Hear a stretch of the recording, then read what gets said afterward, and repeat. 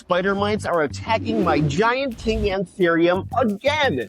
So today, 6 popular treatments are going head to head. Some can kill spider mites, one could actually damage your plant, and another treatment, well, people swear by, makes the infestation even worse. Okay, you guys, real talk. My King Anthurium over there, it has spider mites again. Now, if you've never dealt with spider mites before, here is exactly what you are looking for. Because one of the first signs is usually tiny pale dots all over the leaf. That is called stippling. And it happens simply because the mites are piercing individual plant cells and feeding on them. They are having a feast. As the infestation gets worse, this is when the leaf can start looking dusty, faded, bronzed, or almost gray. Eventually, you may see extremely fine webbing. Today, we are doing a full buy or pass, guys, and our lineup is as follows: Azamax, Neem Oil, Captain Jack's Dead Bug Brew, Insecticidal Soap, an isopropyl alcohol wipe down, and systemic granules. So here's the thing, guys. We are going to start with the product that I use most often. And that, my friends, is Azamax. Its active ingredient is azadirachtin, a compound derived from neem seeds. But this isn't the same thing as a bottle of basic neem oil. Azadirachtin discourages feeding, interferes with molting and development, and disrupts the mite's ability to continue its life cycle. Now, that means you shouldn't expect every mite to drop dead the second you spray it. Now, Azamax is more about shutting down the infestation over time. Now, I mixed it according to the label because concentrations can differ and more is not automatically better. When I apply it, I cover the tops and undersides of every leaf, the veins, petioles, and all the little seams where mites tend to hide. This is where many people go wrong. They missed the pretty side of the plant while the mites underneath are wondering why it suddenly started raining. One application usually isn't enough. Eggs and mites missed during the first treatment may keep the infestation going. So I inspect the plant and repeat treatment only at the interval allowed by the label. Azamax isn't the cheapest option and it requires patience. But you know what? I like that. It does more than kill only the mites I happen to hit with the initial spray. So this is going to be a hard buy. Next is the treatment you ask about in practically every comment section, and that is neem oil.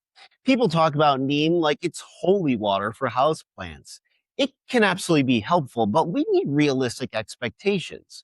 Neem-based products can interfere with feeding and development, while the oil helps smother mites that are thoroughly coated. The important word is thoroughly. If you miss the undersides, veins, petioles, or mites protected beneath webbing, the survivors can rebuild the population. Neem is affordable, widely available, and useful when an infestation is caught early. But if you already have visible webbing and widespread damage, I would not trust one casual neem spray to solve everything. It can also leave an oily residue and injure foliage under the wrong conditions. I wouldn't apply it to a dehydrated, heat-stressed plant and then place the wet foliage beneath powerful grow lights. Follow your product's label and test sensitive plants first. Also, switch between neem and Azamax isn't necessarily a complete pesticide rotation because both originate with neem. Neem is accessible and helpful as part of a consistent treatment plan. Just don't expect an overnight miracle. So neem oil, buy, but with realistic expectations. Number 3 is Captain Jack's Dead Bug Brew. Its active ingredients is spinoside, which is derived from compounds produced by a naturally occurring soil bacterium. The product label includes spider mites along with pests like thrips, leaf miners, and caterpillars. Spinosad affects the pest's nervous system following contact or ingestion, so this is a different approach from simply smothering mites with oil. It can also be convenient if you're battling more than one pest. Spider mites and thrips at the same time would be the full houseplant nightmare package, but both are included on this label. However, the words dead bug don't mean one little mist from 3 feet away will fix everything. You still need to lift every leaf and cover the underside's veins and petioles. Repeat application may also be necessary at the interval listed on the bottle. Spinosad can affect certain beneficial insects when they contact wet spray, so follow the environmental precautions and keep it away from flowers and pollinators. I like the convenience, the different active ingredient, and the fact that spider mites are specifically included on the label. Captain Jack's Dead Bug Brew. Bye. Okay, number 4 is classic insecticidal soap. It may be the least glamorous option, but it's also one of the most practical. A real insecticidal soap is formulated for plants and generally contains potassium, salts of fatty acids.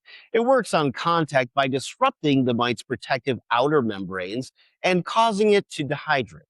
There is very little residual action after it dries. You need to physically hit the mites with the wet spray, especially underneath the leaves.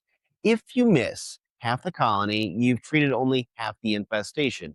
And when I say insecticidal soap, I do not mean random dish detergent from under your sink. Household detergents can contain degreasers, fragrances, and other additives that may burn or discolor foliage. Buy something actually labeled as insecticidal soap.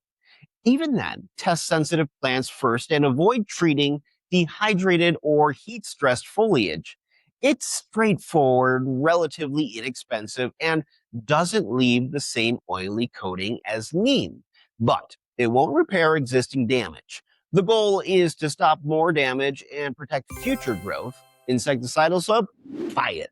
Treatment number 5 is diluted isopropyl alcohol wipe down. Alcohol can kill exposed pests on contact, and wiping physically removes mites, webbing, and possibly some eggs. On one sturdy plant with a tiny infestation, I understand the appeal, but look at the size of this King Anthurium over here. Wiping the top, bottom, veins, petioles, and every hiding place will take forever. Reusing the same pad could also move mites or eggs from one area to another. My bigger concern is plant safety. Even diluted alcohol can strip the dry leaf surface, causing spotting, discoloration, or damaged tissue. That risk is especially concerning with velvety anthuriums, thin foliage, tender new growth, and plants already stressed by pests. It also has no residual effect. It kills only what it contacts while wet, so anything you miss remains a problem.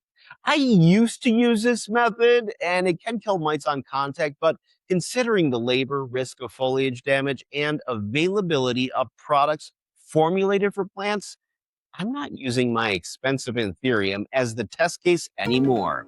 Alcohol wipe down? Pass. Finally, we have systemic houseplant granules. Now, these sound like the easiest solution imaginable, right? Mix them into the soil, water the plant, and allow the roots to absorb the active ingredient. For certain insects, systemic granules can be very effective. The imidacloprid granules commonly sold for houseplants target pests including aphids, whiteflies, mealybugs, and scale. But spider mites are not insects, they're arachnids, more closely related to spiders and ticks. More importantly, spider mites are not included among the target pests on the systemic granules I have here. Adding extra granules will not magically turn an insecticide into miticide. Always read the target pest list on your exact product instead of assuming systemic means it kills everything. And here's where this becomes potentially counterproductive.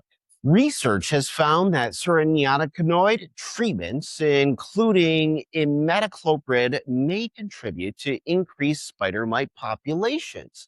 under some conditions. Now, that doesn't make systemic granules a bad product across the board. If I found mealybugs or aphids, that bottle could receive a different verdict. Buy or pass is about choosing the correct product for the pest you actually have. For spider mites, this is the wrong tool. Systemic granules, pass. Hard pass. Alrighty, rapid fire, final scoreboard. Azamax, buy. Neem Oil, buy, but with realistic expectations. Captain Jack's Dead Bug Brew, buy. Insecticidal Soap, buy. Isopropyl alcohol wipe down, pass. And systemic granules, hard pass. If I had to pick one treatment for an infestation like this, my first choice would be Azamax. But the winning strategy is bigger than one bottle. Isolate the plant, inspect its neighbors, rinse away as many mites and webs as possible. Apply your chosen treatment with complete coverage and repeat it only at the interval permitted by the label. If Azamax weren't available, insecticidal soap would be simple, budget-friendly alternative as long as I was willing to be thorough. What I would not do is mix several products together and create an untested spider mite cocktail.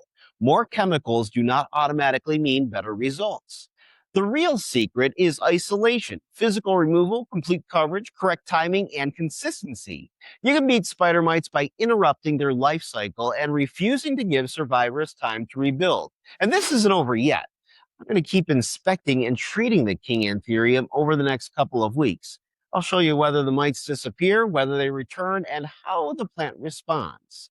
One spray followed by one cleaning leaf does not make an infestation go away, so make sure you follow up. Now, I want to hear from you. Which of these treatments are you already using, and what has worked in your collection? Drop your answer in the comments. If you're fighting spider mites right now, I feel your pain. You are definitely not alone. I want to save you from wasting your money, so hopefully these recommendations work. And if you want to know more and see what else is out there for buy or pass, not just so much when it comes to pest treatments, take a look at this video up in the corner because I want to show you some of the new beautiful plants that are happening and popping up right now. Buy or pass? I'll let you know. And I'll see you guys in the next video.